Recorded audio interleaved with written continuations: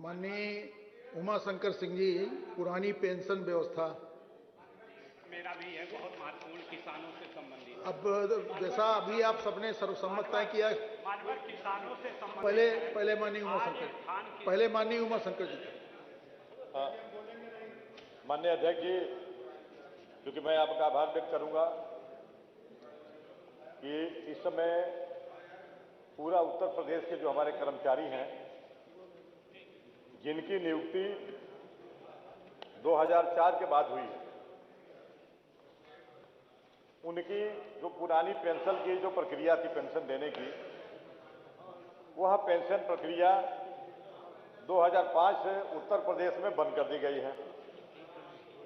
माननीय अध्यक्ष जी, क्योंकि जिस तरह से वो विषय इसमें नहीं है, लेकिन अगर सरकार का पक्ष ये है कि हम राज्य कर्मचारियों के हित में ऐसा फैसला लिए हैं, तो अगर वह कर्मचारी कह रहे हैं कि नहीं, हमें आपके हित के इस फैसले की जरूरत नहीं है, हमें हमारी पुरानी पेंशन को बहाली किया जाए, तो मुझे लगता है कि राज्य सरकार को इससे मानने में कोई परहेज नहीं होना चाहिए।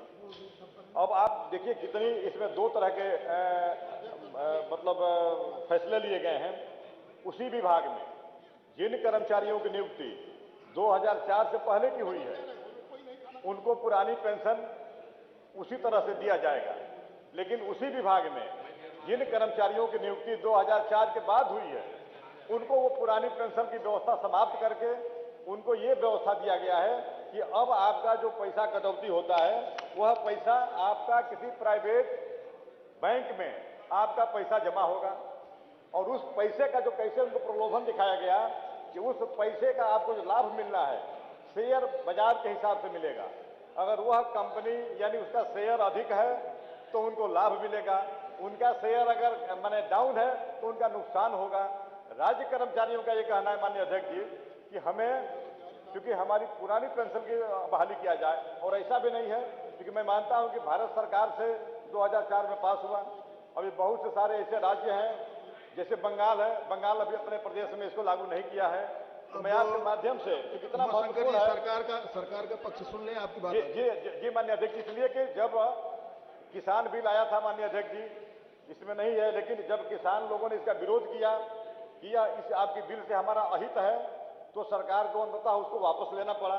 और आज फिर इसी तरह से यदि राज्य कर्मचारी कह रहा है कि यह आपकी बिल हमारे हित में नहीं है, आप हमारी पुरानी पेंशन बहाली ही करें, तो मुझे लगता है कि आपके पीठ से यह निर्देश होना चाहिए कि कम से कम उत्तर प्रदेश में राज्य कर्मचारियों को इससे राहत मिले और उत्तर प्रदेश में पुरानी पेंशन व्यवस्था को बहाल किया जाए। माननीय अध्यक्ष जी, क्योंकि बहुत विस्तार से हम नहीं जाना चाहते हैं, हर कर्मचारी जो आज काम कर रहा है 2004 के बाद जिनकी नियुक्ति हुई है, वह आदमी हमेशा संशय में डूबा हुआ है, पता नहीं हमारे बुढ़ापे में क्या होगा, हमारे बुढ़ापे में यह पैसा हमारा बचा भी रहेगा कि नहीं बचा रहेगा। माननीय अध्यक्ष जी, हम इसी हाउस में बैठ करके हम सभी माननीय सदस्य अपने पूर्व विधायकों की अपने लोगों की हम पेंशन की बात करते हैं, और बाहर हमारे कर्मचारी इस बात का कहते हैं कि आप अपने पेंशन की बात तो करते हैं, लेकिन हमारी जो पुरानी पेंशन व्यवस्था है आप इस पे चर्चा ही नहीं करते हैं। तो अध्यक्ष जी, यहाँ न्याय होगा। मैं इसलिए आपके माध्यम से मैं सरकार से अपील करता हूँ कि हमारे राज्य कर्मचारियों को जो 2004 के पहले की नियुक्ति वाले कर्मचारियों को जिस तरह से पेंशन की व्यवस्था बहाली है या चल रही है, उसी तरह से 2004 के बाद जिनकी नियुक्ति है उनको भी पुरानी पेंशन व्यवस्था की बहाली किए जाने का आदेश दें। और इस विषय पे माननीय अध्यक्ष जी, यह इतना गंभीर विषय है कि इस लोक महत्व के अविलंबनीय प्रश्न पर मैं आपसे आग्रह करूंगा कि सदन की समस्त कार्रवाई रोक करके इस पर चर्चा कराए जाने की कृपा करें। माननीय संसदीय कार्य मंत्री। नहीं, सवेरे तय हुआ था कि केवल 3 लिए। माननीय अध्यक्ष जी, तय हुआ था।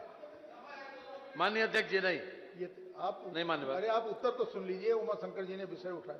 माननीय अध्यक्ष जी, ये पुरानी और नई पेंशन का मामला जो है, ये कर्मचारियों को खास तौर से भ्रमित करने के लिए मान्यवर अब किया जा रहा है। मान्यवर,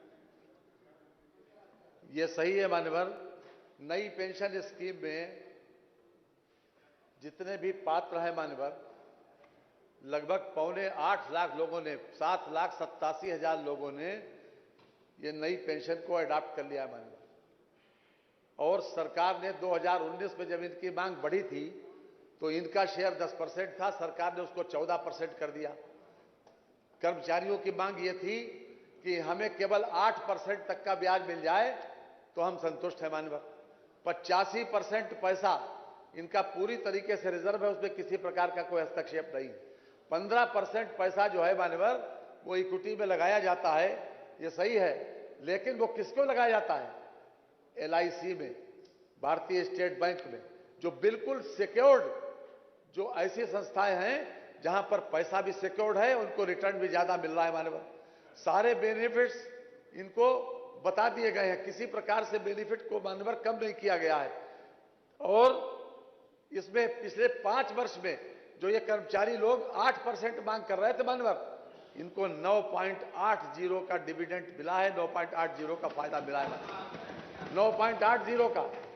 और उसके बाद भी माननीय एक चल गई कि साहब नहीं पुरानी पेंशन दे दो। 15% में केवल सरकार को किसी न किसी रूप में कि भाई ये सरकार नहीं कर रही, कोई न कोई बहाना चाहिए मान्यवर सरकार की खिलाफत करने का।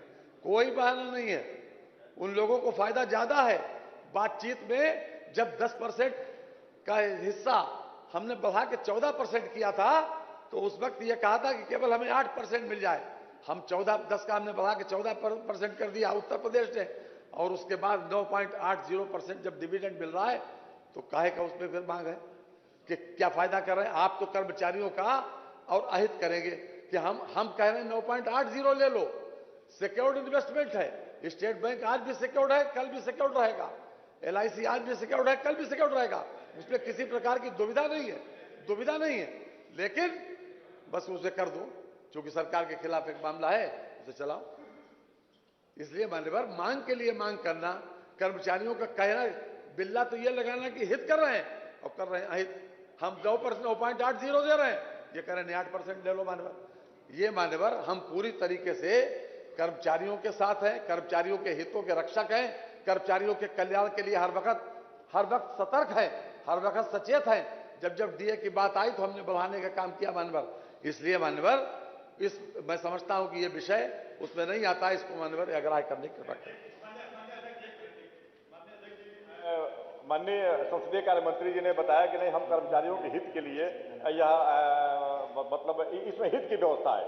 माननीय अध्यक्ष जी, जैसे आपने LIC का नाम लिया, हालांकि स्टेट बैंक ऑफ इंडिया को 21% है, यूनिट ट्रस्ट ऑफ इंडिया को 33.5% और भारतीय जीवन बीमा को 35.5%। माननीय अध्यक्ष जी, कर्मचारियों में ये संशय, ये भय बना हुआ है कि जिस तरह से ये प्राइवेट कंपनियां बिकती जा रही हैं, प्राइवेट अर्ध सरकारी कंपनियां एक दूसरे को सुपुर्द कर दी जा रही है।